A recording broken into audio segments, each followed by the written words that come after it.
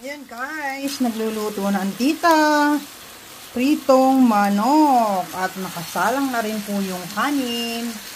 At ayan guys, yung ating tinola. Ayan po.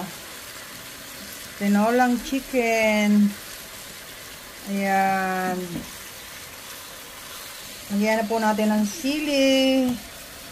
Ayan po.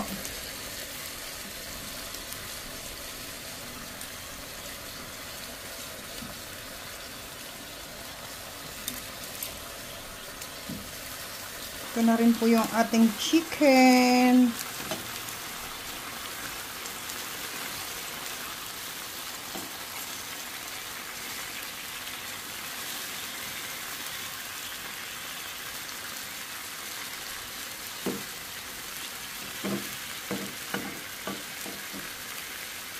Ayan po yung ating kanin. Ayan guys.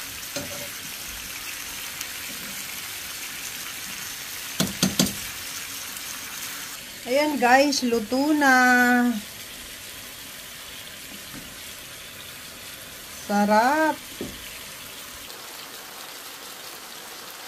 Konting oras pa. Ayan guys, almost done na yung ating chicken. Breast chicken. Saute natin ang breast chicken guys. Ayan po, napakasarap.